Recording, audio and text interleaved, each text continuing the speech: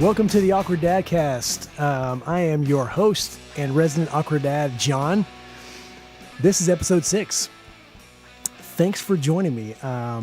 It's been a while. It's been too long since the Awkward Dadcast has been on, has been recorded, has been a thing. So I am happy to be back at it. Still awkward over here. Still a dad. I'm even more of a dad than I was last time. We'll talk about that, but I'm more excited. Well, gosh, am I more excited to talk about this? That sounds bad. I'm excited tonight to talk about, I have a special guest. That special guest is a good friend of mine. He's also a great dad, Brian Maines. So I'm going to bring Brian on right now.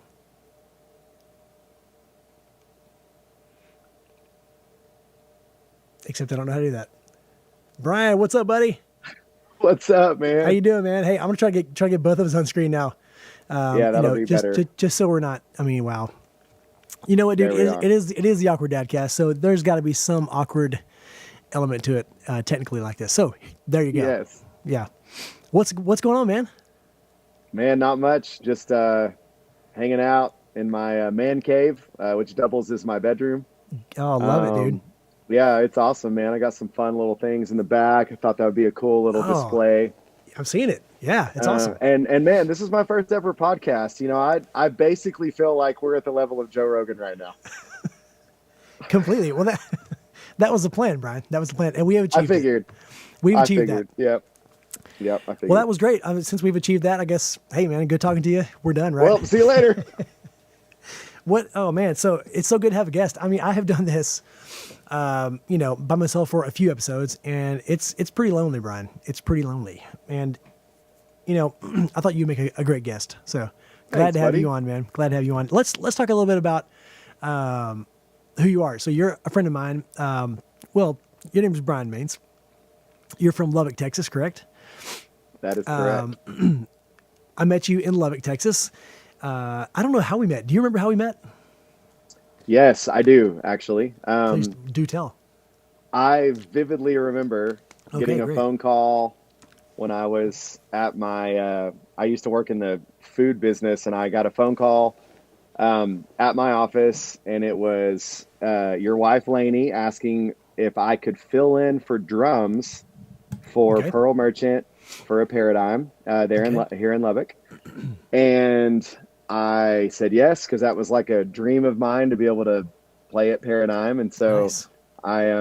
I joined you guys and started filling in sporadically. And but that was when we met. It was 2006. 2006. Okay. Wow. 2006. Yeah. I'm glad you have a good memory of that, because my memory is just hazy about a lot of things. So Pearl Merchant, I haven't talked about Pearl Merchant here on the Awkward Dadcast. So I was in a band for, I don't know how many years. 10-ish years. Something like that, almost 10 years. And my wife was the lead singer. She started the band, and we led worship. We did church events, we did youth events, we did all kinds of things.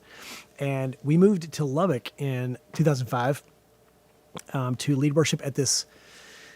It was kind of like a dream for us too, Brian, because it was a big college midweek Bible study called Paradigm. And we were like, man, this is it, dude. This is what we need to be doing. So went out there. Eventually, the next year, met you, and yeah, man, brought you on board. Great drummer, great singer, great friend. So thanks, buddy. Great podcast guest. Hey. So yeah, the Awkward Dadcast. Brian, I've talked to you a little bit about what the Awkward Dadcast is about, but really, whatever kind of little nuance it's about encouraging dads, okay? And it's about, encouraging dads in all kinds of areas, because we have, between you and I, we have all kinds of things. We have all kinds of life experience. We've had things happen to us, good, bad, and ugly. And there are dads out there that have things happening to them, good, bad, and ugly, And so we have things that we can share. We have, experiences we can share to encourage people. And so I think you're going to fit right in with that. That's roughly what the Awkward Dadcast is about. There's content about special needs kids, because I have some special needs kids. There's going to be content about whatever, parenting experiences, that are out there. So, not that I've experienced it all, but I do have 8 kids. So, I mean, yes, there's a lot to it. So anyway, Brian, you're a dad. You want to tell about your kids? You're a single dad of 2 beautiful girls. You want to tell about them? yes, I do. So I have 2 beautiful daughters. Their names are Tatum and Eden. They are 12 and 10, and they are just sweet kids growing like crazy. They don't slow down. And in addition to that, I'm dating this beautiful woman named Leah, and she has 3 kids of her own. And so right. I have luckily, and I'm super grateful that I've acquired 3 new kiddos that I can love and help and kind of watch them grow up as well. And our kids are best friends. And so, oh yeah, we can talk for a long time about parenting and kids and the ups and the downs. And yes, for sure. Definitely. Well, let's do that. Let's talk forever about that. Let's do it. But, oh, did you guys hear that dog? Sorry. I heard that dog. Whoa. Yeah. So that sounded close to me. Maybe I got the mic too hot. It's like, oh. So, okay, I'm in a barn, but I feel like I'm kind of outside, right? I'm in a barn, but like, it just, you can hear the wind, you can hear the dogs, you can hear, I think that there's a couple of cats that maybe live in here sometimes, and tonight it's cold, so they're probably here. Sometimes I get kind of freaked out by the cats, but, so anyway, and there's a train that'll pass by here in probably 20 minutes, and you'll hear the train horn and stuff like that. So we're just keeping it real, Brian. Absolutely. But so no, I just want to talk about, something that I'm interested in, and I wanted to ask you, and I hope you don't get offended, but I wanted to find out kind of these days, because I know you've been on this journey for a little while. I want to find out how you identify, Brian, and what I mean by that is you stopped eating meat. Are you a vegan? Are you a vegetarian? What the heck, man? How do you identify as? That's hilarious. Yeah, I identify as I guess it'd be a vegetarian. Okay. So it's funny because I got on this kick last summer where I watched a couple of documentaries, and I was like, hey, I'm kind of into, some health stuff and nutrition stuff. And right. Even through COVID, I got like really into it, just trying to really take care of myself. And so I watched 2 documentaries, and I was really trying to swing like all the way and go vegan. Dude, that lasted like 25 seconds, because then I realized that you can't have cheese. And I was like, man, I'm fine with stopping, steak and chicken, and let's see how it goes, but I am not giving up the dairy. And so, so I don't do meat, basically, is what it is. And I'll still eat eggs and cheese and sour cream and all that stuff. But so I identify as a pretty hardcore vegetarian. I'm gonna get in trouble. I'm gonna get in trouble for that, aren't I? Yeah, no, you're sorry. Good. But but at this point, nobody listens to the podcast, so I'm not gonna get in trouble for it. But hopefully we'll get some listeners, and no offense to anybody. I just trying to be funny. No, it's all good. Yeah, whenever you told me that, Brian, whenever you started talking about that, I was like, what? I mean, I could never do that. I'm just thinking that's crazy. And then you started telling me how you felt, and just like, the fact that you still had energy. I mean, like you had kind of a shift in, like, you guys hear the train? I hear it. Yeah. You kind of had a shift in thinking about food altogether, right? I mean, just, like I guess maybe the American way is, I need to eat everything that's on my plate. We have big portions, all this stuff, but I mean, you've kind of changed the way that you even see all that, right? And I mean, you've talked to me sometimes and say, oh yeah, I totally skipped, breakfast or lunch or whatever. And you're like, I feel fine. Like you had energy, and maybe you like worked out and you're like, oh yeah, I didn't eat lunch. I'm fine. So again, I was kind of blown away by that, but that's true, right? So it's interesting, man. So Leah and I both did this. She jumped on board with me. We watched these documentaries. I think it's funny. I just happened upon one of the documentaries. Like when I work out, I try to like put my brain somewhere else where I'm not having to think about the workout. And so I'll put on like shows or whatever. So I put on a documentary, and I think it was called Game Changers, if I remember right. And as I was watching, I was like, man, I've got to watch this with Leah. And so we watched it, a few days later, and we both were just kind of the idea of, hey, let's just try this thing out. And so what I was hearing in this documentary were these athletes that they were comparing athletes that are just all American diet versus athletes who are really, really focused in on, they were super vegan. So we didn't go that extreme, but they were, the whole thing, that the science behind it that I appreciated was they were doing blood testing from both camps before and after workouts, and then before and after meals. So they would take, the all-American diet, and he'd have a burrito with beef or chicken or steak or whatever, and just load it up with everything. And then the other guy would do a burrito with avocado and beans and, lettuce. And it was just a lot lighter. Well, when they tested the blood after the workout, the people that had eaten the meat, their blood was real murky, and you could see the fat from the meat was actually in their plasma. Wow. The people that only got fat from the avocado, their plasma was completely clear. You could see straight through it. And so I thought, okay, well, wow. I think that's pretty awesome. Let's just try that out. And my thing was, I was like, surely I can't stick with this. I love steak. I love chicken. I love burgers. And dude, I kid you not, within, I don't know, Leah could confirm this more than I could, but I would say within 4 to 5 weeks, I was going, I'm good. Like, I do not miss meat. And that I would have never thought I would have gotten there. And here was the case in point, and to wrap that part up, when I was sitting at my grandma's house at Thanksgiving, I had a piece of turkey, like a slice of turkey at Thanksgiving, and I ate it, and I thought, that doesn't even taste good. I didn't miss it, and I'm good to go. So It's crazy, man. Yeah. Complete life change, in that, as far as like nutrition and stuff. So I don't miss it. The joke is, though, that, Leah she was already a pretty picky eater already. Well, then you get rid of meat. Oh man. Yeah. Like, so now our weekly rotation, like if we go eat somewhere, it's Chipotle, or there's a grocery store here that we'll eat at, Market Street, and then it's pretty Chipotle. Like, we really need to buy stock in Chipotle, like really. Right.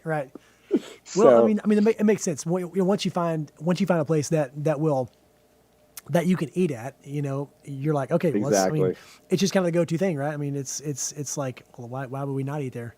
Man, that's crazy. That's a very interesting crazy story. Very, very, I mean, like you said, total life change. That's cool. So totally. What I want to know is who is the family member at Thanksgiving that made that turkey who you just offended because you said it didn't even taste good? I mean, are you worried about that, Brian? I know. I don't know if my Nani is going to watch this. Nani, I love you so much. Everything else you made was like so satisfying. Yep, it was just the turkey. I just don't miss it. Nani, he's not thinking straight, Nani. It's okay. He just cut him some slack. You love him. No, I'm just joking. That's right. That's amazing. And I mean, it takes some guts to do that, and I guess people see a documentary and their eyes are open to things, but like you said, the whole blood test thing, that sounds like it's very convincing. And I mean, you're just looking at the results. Yeah. Right. And I mean, if I want to just like put one more little part on it. So go for it. My biggest thing was, and even people would ask me like, well, how are you like getting your energy? How are you getting your protein? And what it comes down to is there's protein in a lot of stuff. Right. It's just the American way is not really promoted that way. Like even at Chipotle, when I'm ordering, they'll say, what about your protein? And I'm like, well, I have spinach and I have other things that I'm getting some protein from already in my bowl or whatever. And so I think it's just kind of you just think of meat as protein, which I've always thought that, but they mean meat, right? Like when they're saying they mean meat, right? Yeah. They mean meat. And I've just realized, I mean, there are so many other ways to get it through. I even do like plant-based protein drinks that taste incredible. It's like drinking a chocolate shake. and I'll do those. But my energy levels, like, as high as I ever have known them to be. Wow. And so when I work out, I feel amazing. I sleep really good and I don't feel sick. I definitely lost weight, but I was losing fat. I wasn't losing just weight to lose weight. I was losing fat. So I've like plateaued, and I don't know. I feel better than I did. I mean, I'm almost 40 and I feel better than I did when I was in my 20s, like guaranteed. Wow. Guaranteed. Yeah, yeah. That's saying a lot right there. I mean, that's definitely saying something. Wow. That's awesome, dude. I have not made that kind of change. So I was very, very interested to hear you talk about it. So yeah, cool. Awesome. Man. Thanks. Very, very cool. So me getting in just other life stuff that's going on. We haven't really touched on a whole lot of parenting stuff, but this is part of being a dad too. I myself am over 40. And I'm feeling it now because I'm hobbling around. I feel very handicapped because I broke my leg. New Year's Eve, the way that I was going to ring in the new year, I decided to break my leg. No, I had an accident. Actually, right out the door here in this barn, I was up and down out of the barn, unloading my truck, and I stepped in a hole. Oh. And I broke my leg, Brian. I broke my fibula, and it could have been a lot worse. Like, it could have been the tibia, which would have been a lot bigger of a thing. But it's definitely, man, it's been a wild ride. So a very, very humbling experience. I mean, I'm in a boot, which, I mean, seems like it's a lot more comfortable than a cast maybe. But, I mean, I don't even know if they do a cast anymore. I see a lot of people with boots on. But a boot and crutches, and, man, it's like, more than like painful or whatever, it's just super inconvenient. Just trying to get stuff in here, just trying to get set up for the podcast tonight. I was like, man, I should have started like an hour ago, because it's just super. I'm trying to walk on crutches and like carry stuff, Right. I've got a backpack and I was using that too, but just super inconvenient. But yeah. So I mean, as you know, Brian, I mean, I've been, using the motorized shopping carts whenever I go to, whenever I go places, and I mean, it's just, I mean, wow, I've never used one of those, and let me tell you what, it is super humbling. I don't know if you've ever had to use one, but never. I mean, it's like, wow. And one time I went to the Home Depot because I'm a builder, Brian. And so, I mean, there are times when I have to go buy stuff. I mean, I just have to, it's hard for me to stop, I just have to go. And so there was a time that I went to the Home Depot and I walk in looking for one of those carts. Like, I'm in the motorized cart, area, and there's not one around anywhere. And so, somebody had to go get me a cart. So it was just even that much more, humbling. They had to go find one and make sure it was charged up and bring it to me. And definitely. Oh. And I will confess, I was texting and driving in the store because they go so slow. I'm like, well, let me check my texts here. You were poloing and driving, bro. That's true. I was. Yeah, Marco Polo. So if you out there don't know what Marco Polo is, well, what a cool app. Brian and I keep up on Marco Polo. Basically like a video chat app, but it's not real time. Every day. Yeah. Yes. Every day.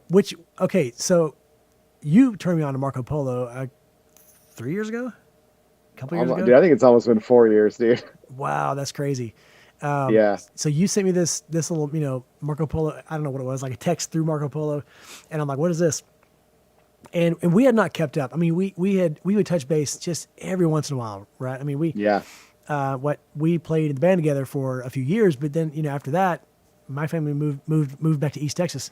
We didn't keep up, because it's just, we're busy, right? Life is busy. Right. And you sent me this Marco Polo thing, and I was like, yeah, I didn't see it, me being able to really do it. I was like, I don't know what this is.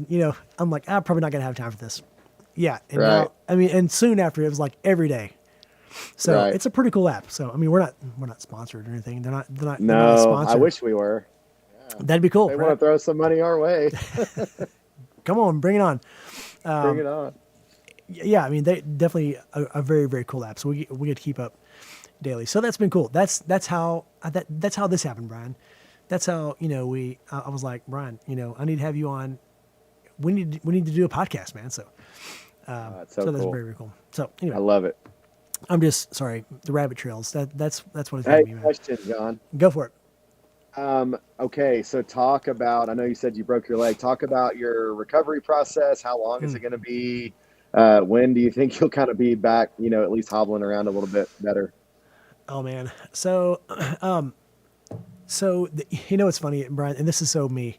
I'm not the guy who thinks about details too much. I mean, certain details. Right.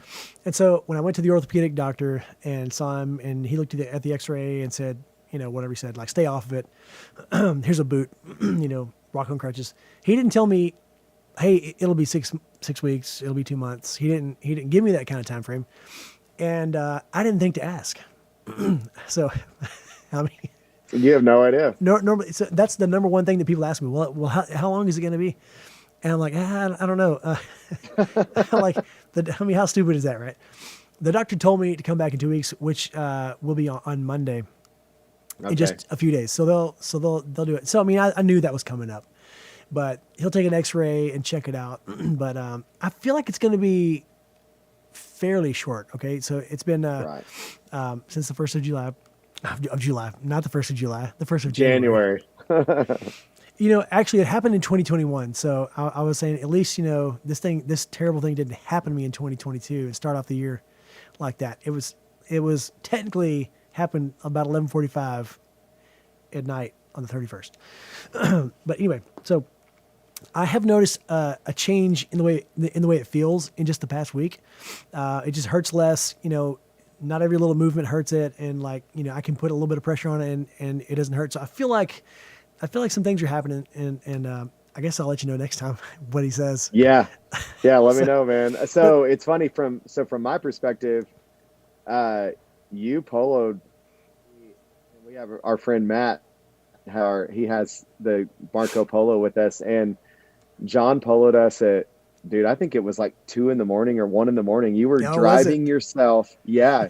You were driving yourself to the ER because Laney is not having to stay home with all the kids, and you're driving to the ER, and then you poloed us again. And I think it was like 5:30 and you were leaving with the cast. Yes. Oh, and it was like, Happy New Year. Yeah. So it was about midnight whenever I drove myself, and yes, I forgot about that. I did polo you guys. Oh man, and because I'm thinking I've got to share this moment, You were like, guys, you're not going to believe how I'm bringing in the new year. Oh, yeah. So thankfully, it's my left foot. So I can drive. I don't drive a standard vehicle. So I mean, not many people do, but so I could drive, and like you said, my wife had to stay home with all the kids, right? There was, 8 kids there. So I was like, well, I can drive. So here we go. Right. Here we go. Yeah. And of course, the whole thing about the ER, the emergency room wasn't that busy, but it's still like the wait, man, Oh, I know. I don't know. It doesn't matter. Well, dude, what I've heard is if it's not something like with your head, like if it's not a head injury, you are, you're not high priority, even with a broken leg. Like that's what's crazy to me. Gotta love that. Right? But I don't know how all that stuff works. So I'm not one to judge it. I just think the long wait is very difficult. So. Yeah. I think I made him mad because whenever I came in, I was just chatting with the nurse, and I said, wow, y'all aren't very, you guys aren't very busy tonight. I just kind of figured New Year's Eve you'd be busier. And she like shushed me. Oh, don't say that. She's like knocking on wood. Don't say that, because we'll get really. Don't jinx it. So, yeah. And I was like, oh, sorry. Yeah. Sorry. But yeah. So. Should have said sorry. My leg's broken. I'm just trying to, bring some humor into the evening. Right. I'm trying to I'm trying to get my mind off this thing. Yes, exactly. But, it was fine. But so,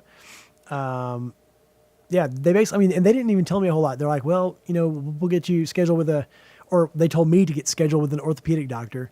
Right. You have to do all the work. like on Monday, because it was, it was the holidays, right? There was I wasn't going to be able to see anybody. But, so anyway, but I feel like it's getting a little bit better. Like, I don't know. I kind of hit a little bit of I don't know, maybe like a turning point this week. I'm like, okay, it's getting better. Good.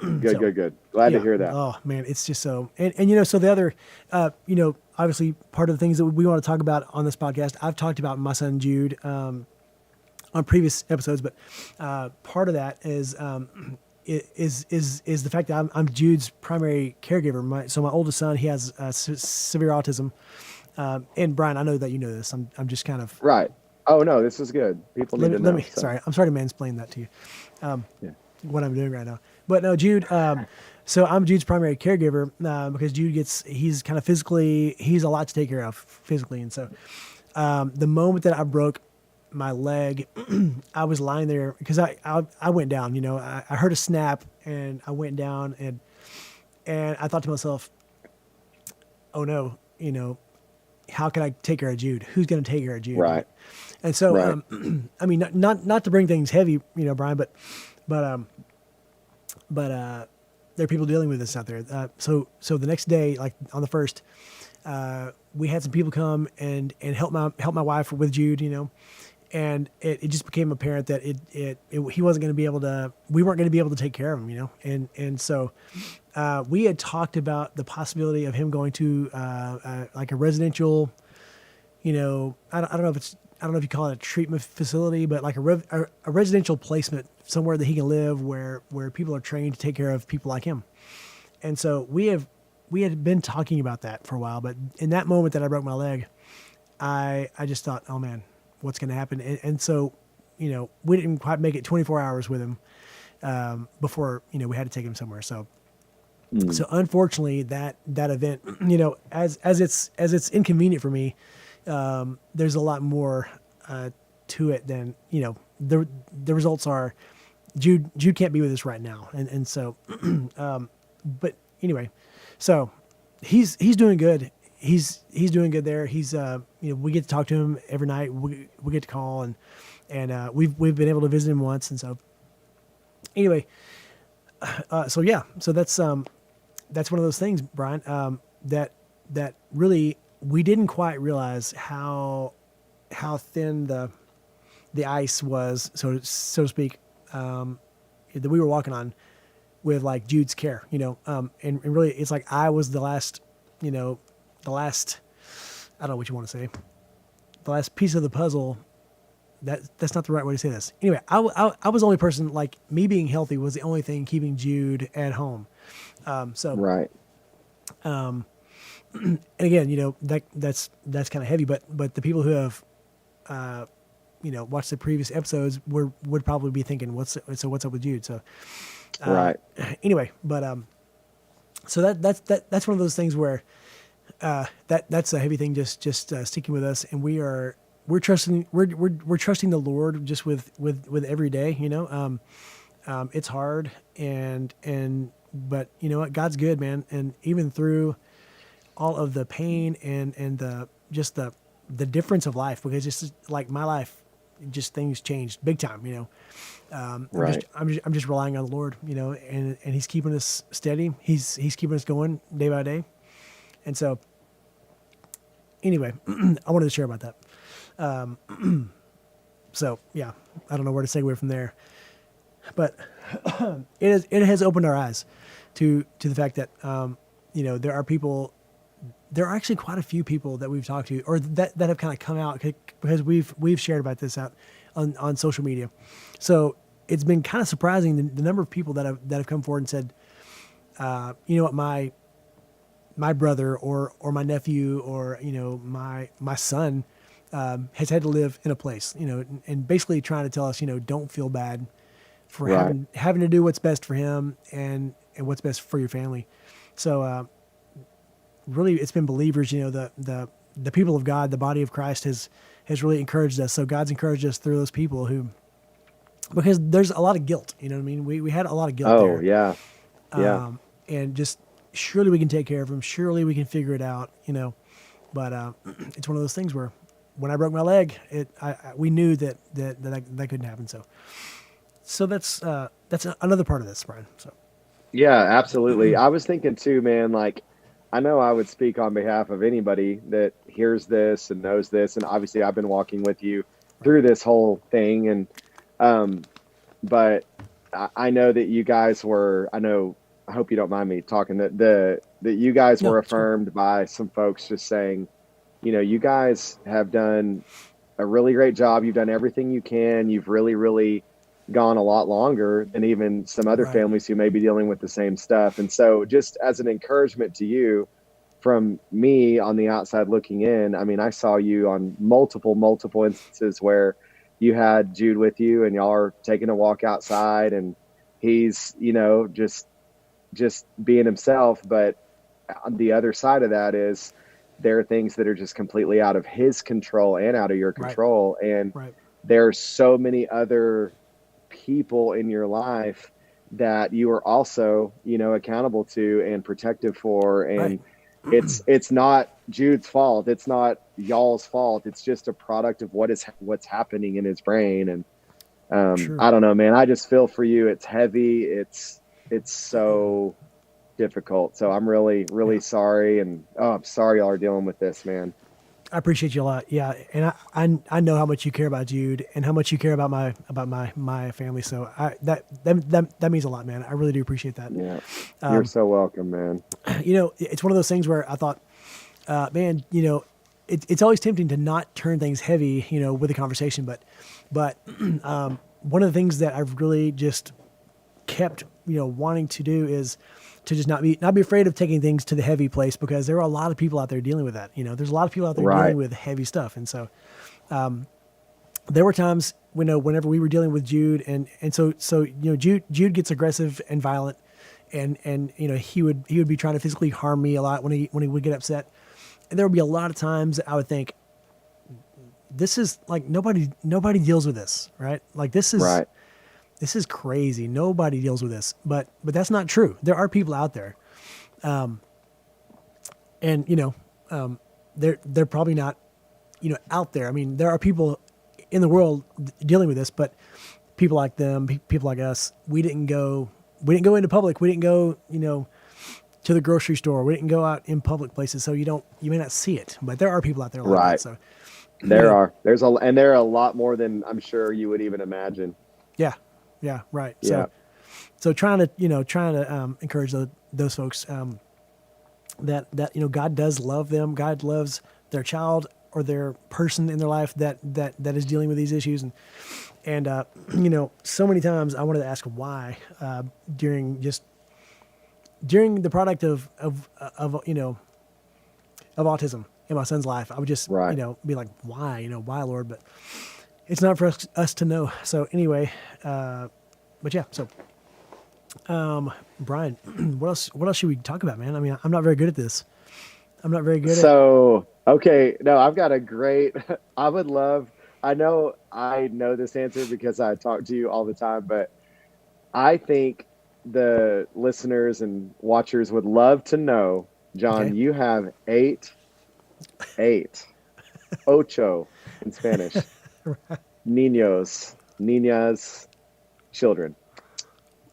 Talk through, and I know Lainey is a massive part of this, but just from like the dad side, just from your side, talk through what a day looks like with 8 kids. Wow. I would love to just kind of paint the picture. I know every day is different, but just a typical day, just kind of talk through it. And I want to know how at 11:17 p.m. are you like wide awake and talking right now? That's what I want to know. Yes.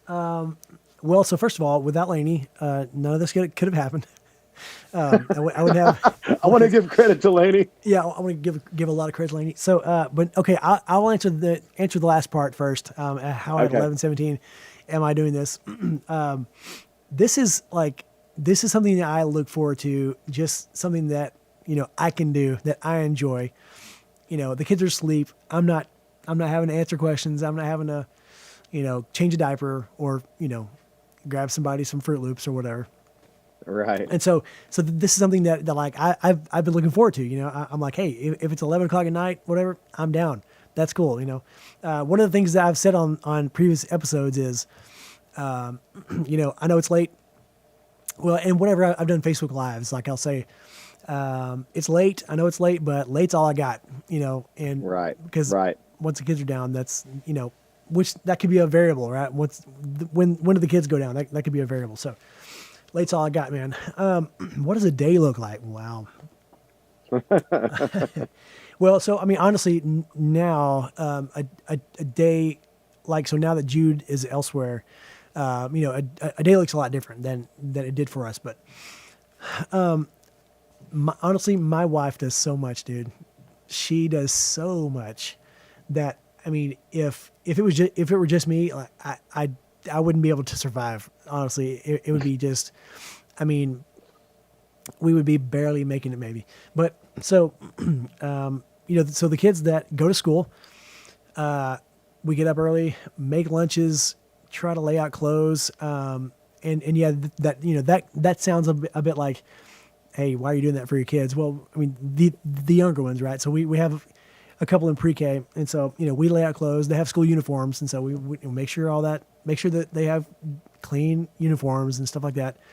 So they go to a Christian academy, and so it's not quite like public school. My oldest goes to public school. I'll talk about my oldest in a bit, but so they have certain days that are PE days, and then certain days that aren't. So it's like, is today a PE day? We got to get our PE shirt and shoes, So it's just a lot of gathering things up, checking off the boxes. Do we have lunches? Do we have PE shoes? Do we have all that? So there's that. Driving them to school, and so we also have two that are so we have a 3-year-old. I'm trying to remember how old they are. Sorry, bro. We have a 3-year-old at home, and then a 5-month-old at home. And so they don't go to school, obviously. So once we get the older kids to school, I go work. Lainey actually works. Like we have a partnership. We do. I guess it's really real estate, right? Our business is really real estate, but we're home builders or home flippers, and so we work together on that. But she stays home with the younger two, and I mean she does so well taking care of the house, right? And so we're living with my mother-in-law right now. Yes, she is a saint. She lets us with our 8 kids live with her because we're in the middle of building a house that will accommodate us all, right? So my mother-in-law's there, and she helps tremendously too. I mean, honestly, like it's been such a huge blessing. But I mean, it's basically what I guess you do, with your kids every day. But it's just scaled up, right? Right. They're just more mouths to feed. There are more questions, spanning different grades. Hey, Daddy, what about this? Mama, what about this? Hey, would you help me with my homework?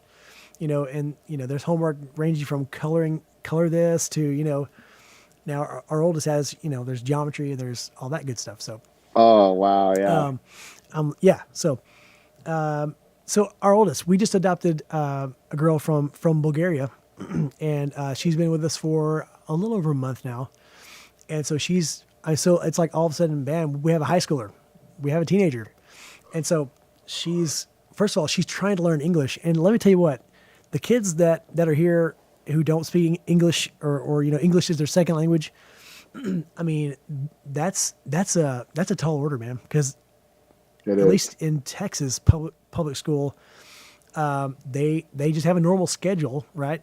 Like, and everything's in English, but they have a couple of periods, maybe a couple during the day where they will like focus on learning English. So, I mean, she's in geometry, she's in a culinary class, she's in a science class, and they're just teaching in English, and she's doing pretty darn good with keeping up. Like, she was upset today because she thought she made what she thought was a low grade on something, and it was like a grammar worksheet or like a little quiz, and I'm like, whoa, that's actually like a pretty darn high grade. You don't speak English. I mean, like, she speaks a little bit, but she had written these sentences. She was trying to differentiate between all the whatever grammar stuff.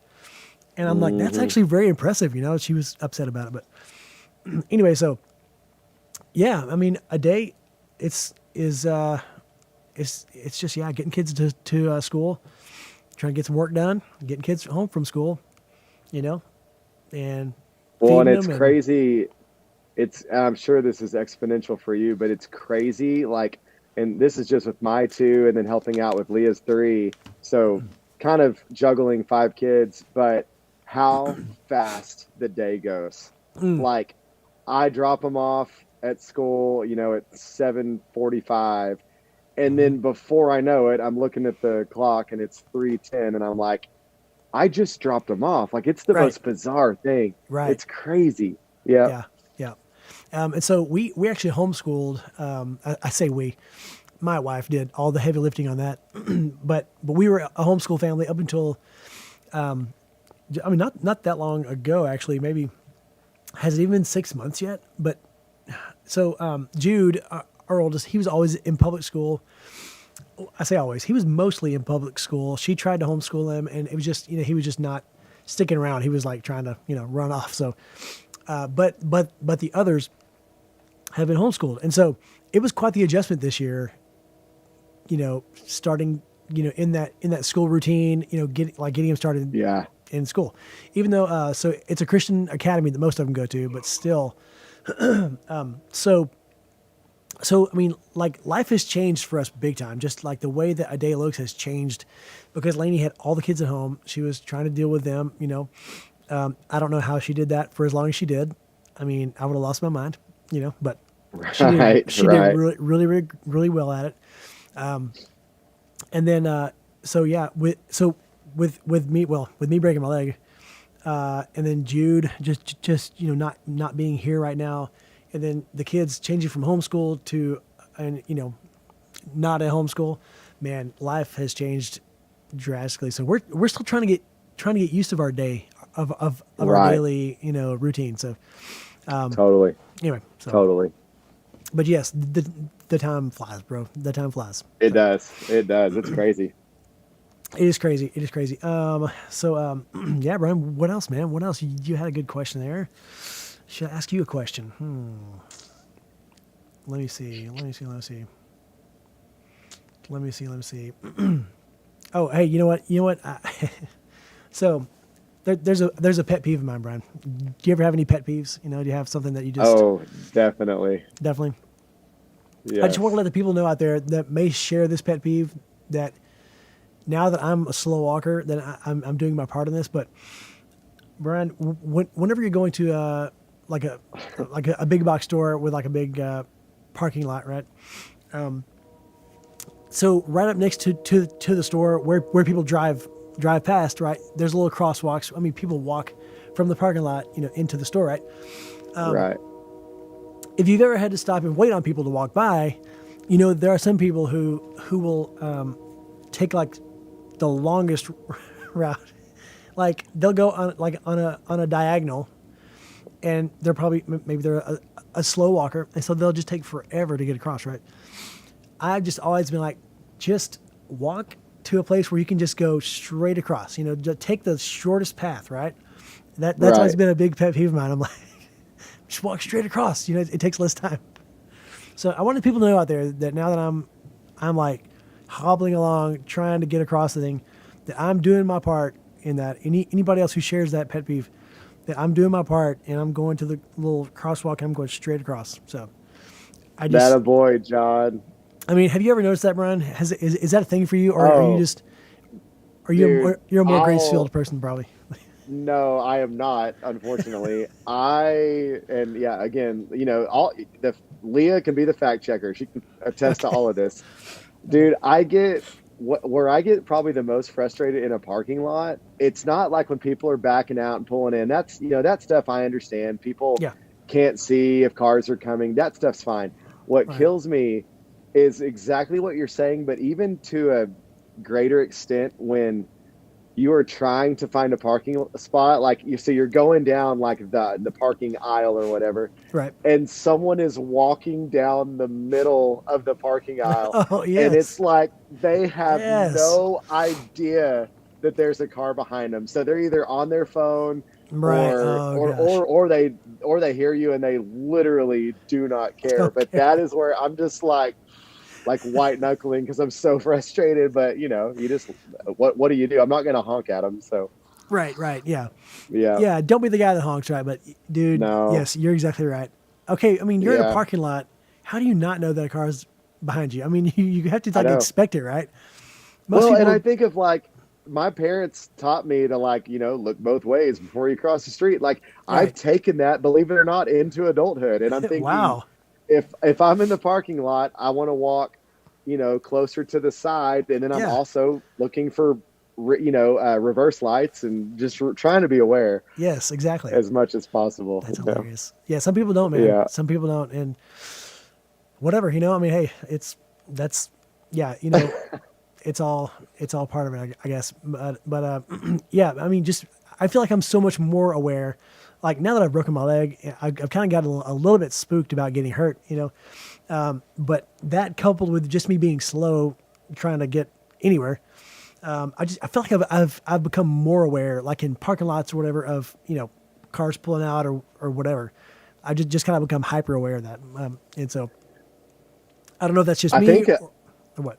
No, I think a big part of that is parental too, because I'm probably not Mm, as aware when I don't have the kids with me, but when right? when any semblance of the five kids are with me, it is crazy how like it's like this sonar goes off, Yeah, and I'm just kind of like, I don't know, my peripheral vision changes, and I'm yeah, looking, front, side to side, and behind, just making sure, like, I mean, they're 13, 12, 11, 10, and 9, yeah. and all of them have a lot less experience in parking lots or traffic than I do, so Right. it's my full responsibility, to be aware. So that's probably part of it too, is I'm like, some of these people walking down the middle of the aisle may have zero idea of what it's like, looking out for a kid or whatever, and that's Yeah. maybe why they do it. I have no idea, but A kid or five kids or whatever you. Yeah, yeah, yes, yeah. exactly, Yeah, you're right, man. exactly. And that does change. Like with my crew, that definitely changes with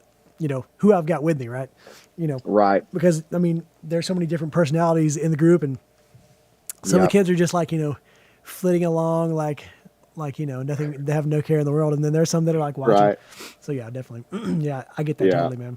Yeah, good for you, man. That's funny. You're a responsible parent. Good for you, man. I try, and I mean, I'm sure I fail on plenty of other things, but that's one where in parking lots, man, I don't know what it is, and I always tell this to Leah. It's always so funny. I'm like, when I like with just Tatum and Eden, with just my two, it's easy to count to two. Well, once you get Right. past two, I have never counted to five so many times in my life. Right. Like we went to Doing the head count. Disney World. Oh yeah, we went to Disney World last year, and we've gone to SeaWorld. We've done other things, and it's crazy how, I mean, I enjoy the time, but I'm more focused on just making sure I can see everybody. Right. And so it's, I mean, again, I don't want to say I don't enjoy it, because I really do, but I'm so focused on, I got to Yeah. make sure my crew's all together, So Yeah, it's yeah, totally different. Yeah, way different. it is. And It and, is. and we haven't done any of those kind of like normal family vacation things, just basically because of Jude, because of my oldest Right. my boy Right. with autism, because it just trying to keep up with him would just be like probably impossible. So Sure. so we haven't done a whole lot of that, but we did go to Arkansas one time with him, and we all stayed in a cabin with my in-laws and some some more in-laws, and so yeah, I mean just that, like there were no big rides, no no big crowds that they could get lost in or whatever, like no stores that they could wander off in, but even that I was hyper focused about where the kids and I Yeah. mean, you start to realize that family vacations, that you just enjoyed as a kid, your parents were those hyper vigilant people who probably weren't having the best time, right?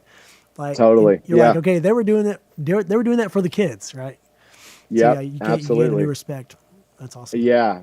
Different perspective for sure. You know what? My perspective, I've gained a new perspective. I guess for people that are that are impaired in some way. Is handicapped? Is that still a politically correct word? Is that still a polite word to Uh, say? Or I don't know what yeah. Well, somebody in I a don't know. wheelchair. I think Somebody. it's okay. Yeah. Gosh, dude, I don't want to get in trouble, but yeah, somebody confined to a wheelchair or somebody that has some kind of physical impairment like that. Like I've just started to think about I mean, because I'm sort of in that camp, you know, with my leg. Like there have been times when, like I've held off going to the restroom. I've like held off on things because they're so inconvenient, right? And like I found myself at times going, oh man, like I really need to use the restroom right now because I've been holding it, right? Because I can't just like pull off into a store really quick and like run in, So Right. it just made me think like people do that probably. Like somebody who's confined to a wheelchair, like it's super inconvenient to like be out and Yeah. about and go, yeah, I think I'm gonna pull into this gas station and run to the restroom, right? Right. It's a totally different world, man. Yeah, it is. It's crazy. I mean, I can walk and I can get around, but still, it's so inconvenient. So, Yeah. you know, that's crazy. I mean, I would wonder if, I mean, I don't have any advice for anybody. It just made me think. And it's always good, I think, to try to put yourself into somebody else's shoes and to try to, empathize with people, right? So, I've been trying to do that. Well, I Right. was No, kind I of think forced. that's, Yeah. yeah. So, anyway, same with you, just with like changing your lifestyle with eating and all that. It's a mindset, right?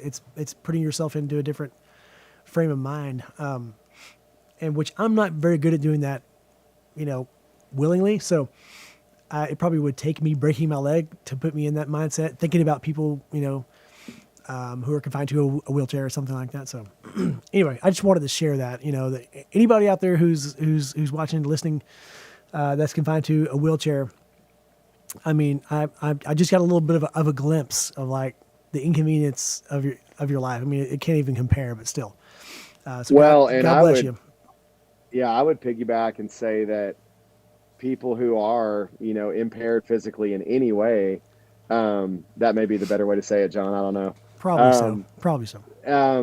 That you got to think like even, I mean, this is a builder, but even in design and in homes and businesses, they're not designed for an physically impaired person first. They're just not. Right. It's like all of that is an afterthought. I live in Lubbock, Texas, and I think of how often I drive down a main road and you look at, the blocks of streets and neighborhoods, and none of the curbs or a lot of the curbs are not wheelchair accessible. So I think, my goodness, Wow. if someone is on crutches or on a wheelchair, that they have to go a block the other way just so they can get up on the sidewalk. I mean, Wow. I think those are things that are changing, but think of how that's such an afterthought. And so I love how your perspective is like, I know you're not, I know this isn't lifelong for you, but right now you're getting a glimpse of, man, someone who has to deal with this, like a debilitating injury or something that's lifelong. Their entire life is not like the design of life is not fit for them at all. Right. And so they are the ones that have to adapt, and able-bodied people just walk into the store and walk out of the store. Yeah. Right. Yeah. So yeah, You're very so right good about that. perspective. You're spot on about that, man, because I mean, just trying to get around in the house, it is a chore, and I mean, kids leave stuff on the floor. They, there's maybe, a chair is kind of pushed back, where it's kind of blocking the way, and I'm trying to get through with my crutches, and yeah, it's a total game changer, and a normal house is not set up for that. I mean, trying to take a shower, Brian, it's like, so first of all, whenever I had the temporary cast from the ER, had that for about 2 weeks, or maybe like 10 days. Anyway, they told me at the ER to not get it wet. I'm like, okay, interesting. And they're like, yeah, just like wrap it in plastic, like wrap it, in a bag or whatever, whenever you want to take a shower. I'm like, okay, cool. It's way easier said than done, man. For one, just getting it where you feel like it's like watertight, and then trying to use tape that's not going to like peel your skin off of your leg, and then but standing on one foot in the shower. I mean, wow, it is. It's been a tough thing, man. I bet it has. It feels pretty dangerous, and it's just not. It's not easy, and I've been thinking, man, I need one of those shower chairs. Right. Oh man, no way. I'm just like, oh, I'm not that decrepit yet, am I? But I mean, it's just the stuff that's like practical you got to think about. So I know. anyway, Crazy, man. crazy stuff. So anyway, all right, enough about me and my handicap, Brian. I'm sorry. I just No, that's it's fine. It's a talking point, man. it's my life right now, so it's definitely fresh on my mind. So anyway, Yes, yes. you're in real estate, Brian. You want to tell us how you got into real estate? Yeah, Sorry, I'm just absolutely. throwing that on So you.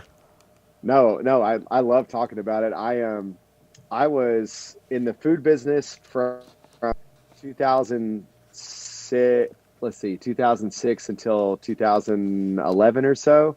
And I was just in food sales, and I worked with some great people. I learned a lot, but that just wasn't my cup of tea at all. And so I'm a musician, and I kind of appreciate the arts and all Right. those things. So I really wanted to branch into entrepreneurship. Is really not really knowing how that even worked, but Right. I kind of dabbled in a few different things and figured out, okay, I can figure out how to make an income on my own and support my kids and support my living and all those things. And Right. then just kind of by chance, I had talked to a few people who had done real estate and Okay. or basically specifically being a realtor, and Right. a few people had told me, hey, you've got the personality for it, like this is something Totally. you should really look into. And I would have never thought this is something I would have ever wanted to pursue. And Really. I took some online classes, and Right. by I think October of 2015 is when I started, and I've never looked back. I love real estate. I love helping people buy and sell homes. And now Leah and I are we manage Airbnbs, and so that's kind of like an Nice. additional thing in real estate. And then of course I've talked with you so much about the building side and the flipping side, and I think Yeah. that's a side I want to eventually get into. But I work at a brokerage called Taylor Reed Realty, Nice. and Nice. Lindsay and Stuart Bartley are the owners, and Lindsay's the broker. And when I got into real estate, Lindsay was the very first realtor that I joined her team and worked with her for 2.5 years. Right. Okay. And man, she's awesome. One of the top realtors, around West Texas, like by far. And Wow. it's kind of cool. Like I went on my own for a couple years, and then everything just came back full circle. She started her own brokerage. And so now I'm back with her brokerage and back on Yeah. her, in her group. And I'm not on her team. I'm still a solo agent, Okay. but it's awesome having her just, a phone call away. She's been doing this. Oh, I think since 2009. So she Okay. really Yeah. has another 6 years of experience, Wow. above what Yeah. I have. And so, man, I mean, it's an incredible opportunity. You really have to stick with it and be patient, but Right. once you're in it a few years, you start getting return clients and you start getting referrals. And I don't know, John, you and I could talk Yeah. about this all day, but it's such a fun job helping people with a really, really important decision, which seems very Totally. daunting, but it's like an honor to be able to do that. So I love it, man. That's great. You definitely And have the now personality for it. so now Yeah. my sweet, amazing girlfriend is my full on sidekick. That's Um, amazing. she she came on with me in August, Okay. and it's awesome because she was kind of like from the back end. She was working already managing Airbnbs, and so Okay. she kind of had a whole different perspective of she's more like the hospitality side of real estate, Nice. and but she's extremely organized and structured, and I am not at all. And so it was so Me crazy. either.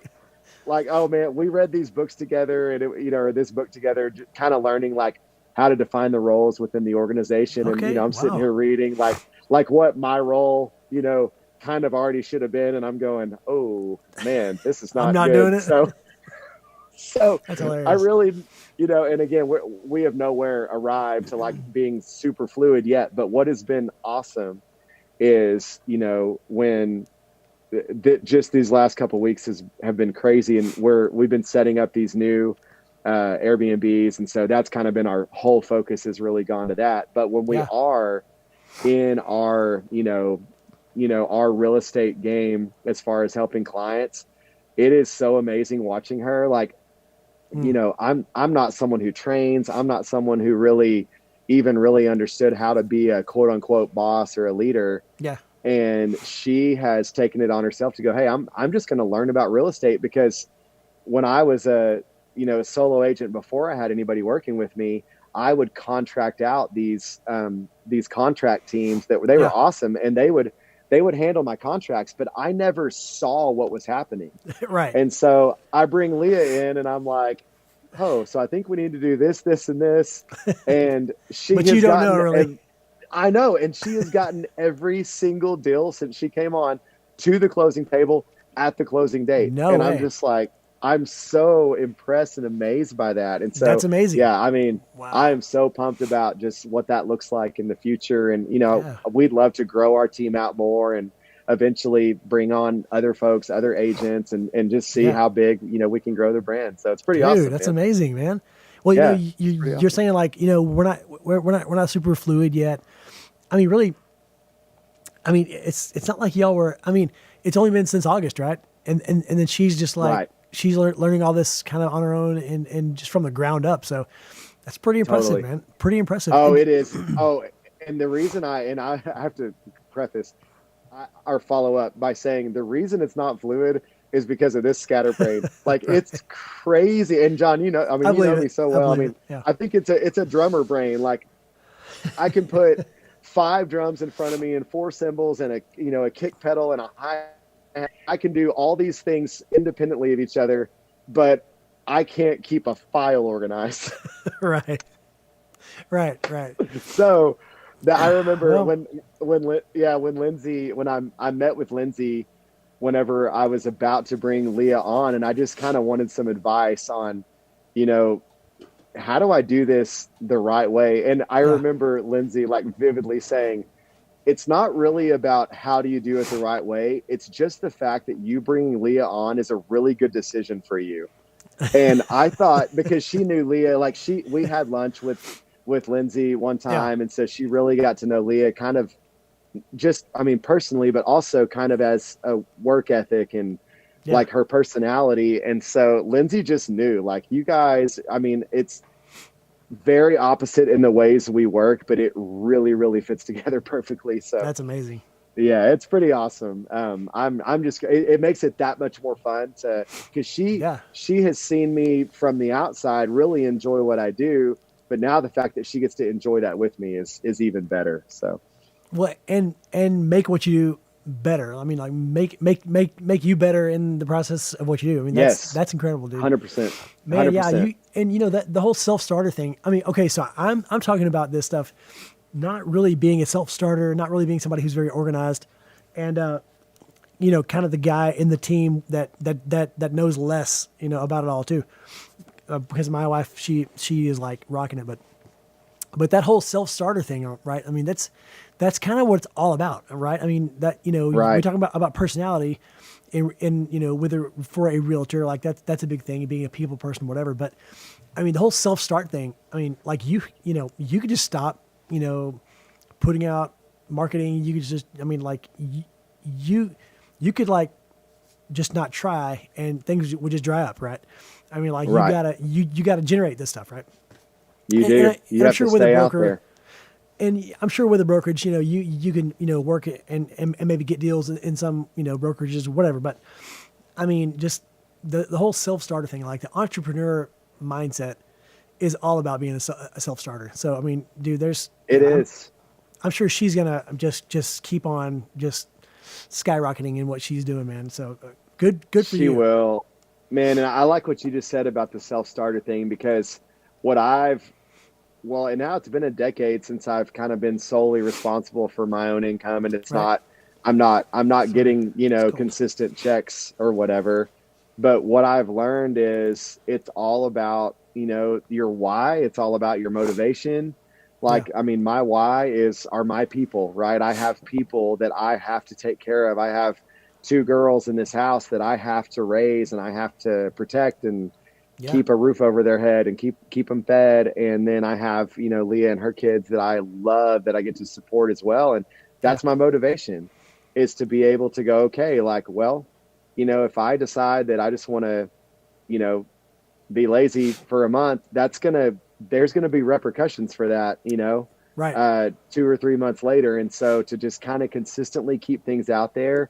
And I mean, personally, like we're going through a crazy month, but like the Lord continues to bless what's happening. And I feel like that is all him, and he's sustaining us. But I also don't have too much on my plate where I can't focus on the things that are more important, in my personal life. And so, it's a very, I feel like someone told me one time, like I think I had made the comment about, needing to balance out life. And this is when I was doing like some network marketing stuff. And I remember someone telling me, they were basically saying life is not balanced. Like life is always counterbalancing. Like that's what it is, you're never going to find a balance there. Sometimes there's going to be things that weigh a lot more and your focus goes there. And then when those things start to wane, then you can focus back on other things. There's never going to be like this, delicate balance of, different facets of life. You just kind of have to focus on what's most important at the time. And again, being a man of faith, like just really knowing the Lord will sustain us, whatever that means. It could be a blessing of deals. It could be that we get some help from something else. It could be that our bills were lower this month. I mean, whatever it is. And so, anyway, that's just kind of awesome. A multifaceted vision of what happens with me. So that's cool, man. Yeah. That's so cool. And it is, that's important to talk about, man. The whole balance thing. I mean, like I understand it. Well, I mean, we need, I guess we need boundaries in certain parts of our lives, because I mean, there are people out there who are workaholics, and they'll let the family go to the wayside. And then there are people who are on the other side, so, but yeah, man, I mean, I think that and maybe it's an American thing, I don't know, but I think that we as people do want to have just this nice, neat little balance going on where, everything's kind of in its box, and I think this may be part of why a lot of people are scared to be entrepreneurs. I mean, sometimes I'm still scared to be an entrepreneur, but sure. Oh, I am too. Totally. Yeah. But like that steady paycheck, right? I mean, you can go to, you can go get a job and get that steady paycheck and not really worry about that, and that's a balanced thing where, that box is checked, right? Like I don't really have to, I mean, I have to still go to work, but like, I don't have to be there that, this amount of time and whatever. It's kind of balanced, right? But but a true entrepreneur who is like, look, I'm going to go make my own way, realizes that, I may be heavy on this project for 2 months and like, I may be just like big on that and not able to do this other thing. But once I get this step done, that's the thing that I've got to get done for the next step. And so, it's being okay with, I guess, like you said, counterbalancing things in life. So that's really cool. That's really cool.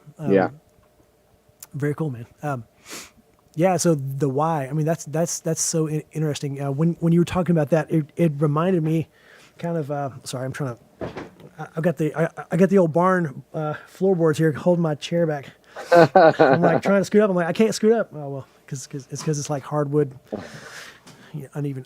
So I'm not, like the real estate type. I mean, like I'm like really, it's kind of unlikely that I'm in real estate, but our why. So my father-in-law, he found himself stepping out of a ministry job. He was in the he was in church ministry for years, decades. Right. But he knew how to build too. Like he was a carpenter.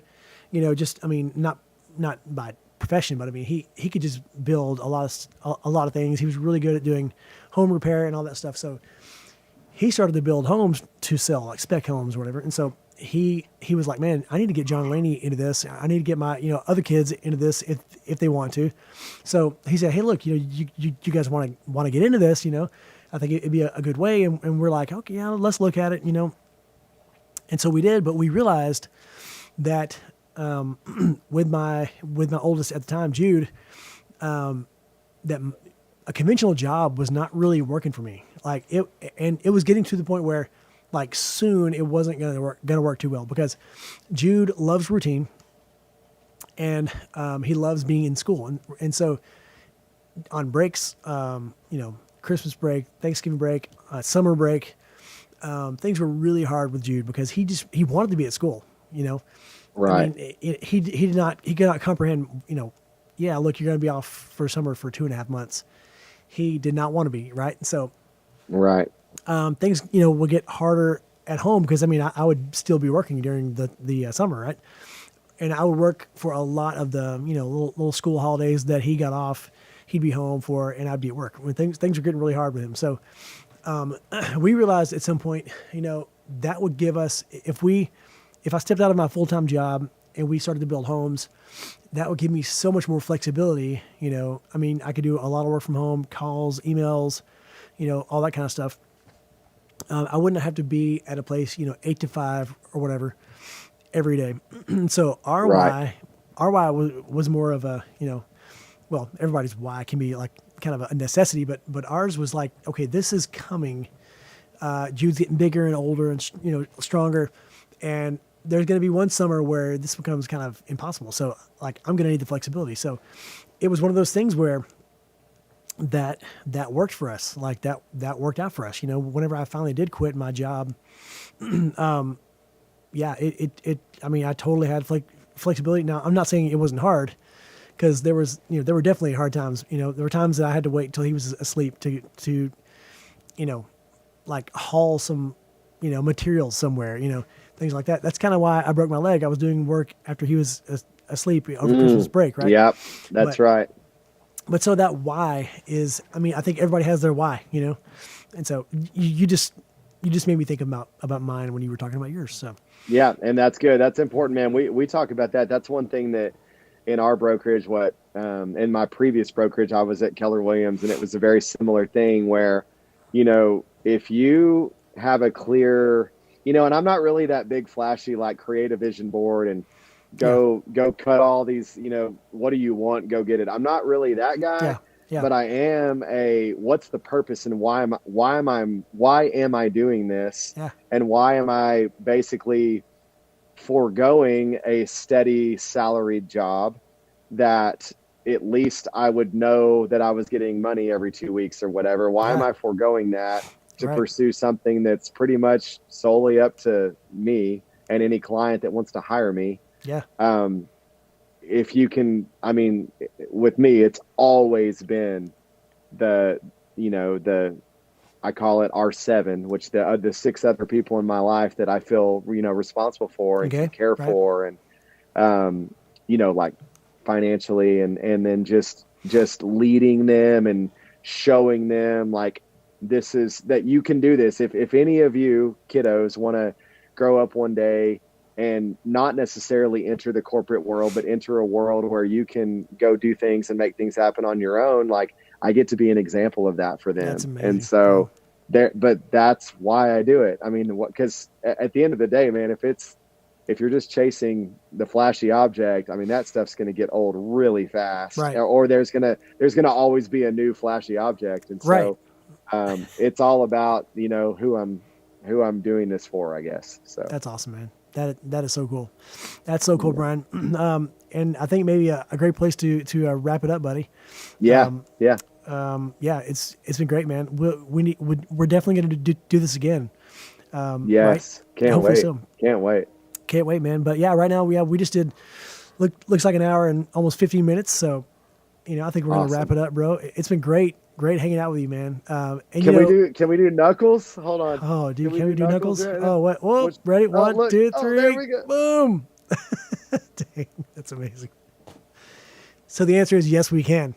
That's going to be our thing, Brian. The Knuckles at the end. Yes, I love it. Yeah, that's hilarious. Wow, I love it. I love it, bro. Okay, man. So I guess that we can kind of fade this puppy out here. And dude, it's been great. It has been awesome, man. We're going to Thanks for having me on. Yeah, no doubt. So I'm definitely going to have you on again because, and again and again and again, because first of all, I want to hear about all your little, swag up there behind you. So we'll definitely talk about that later. And, it's awesome, man. And I mean, wow, Okay, so yeah, we'll save that for later because I definitely want to talk about one piece of it. So, all right, Brian. Later on, bro. Have a good evening, and I'm signing out from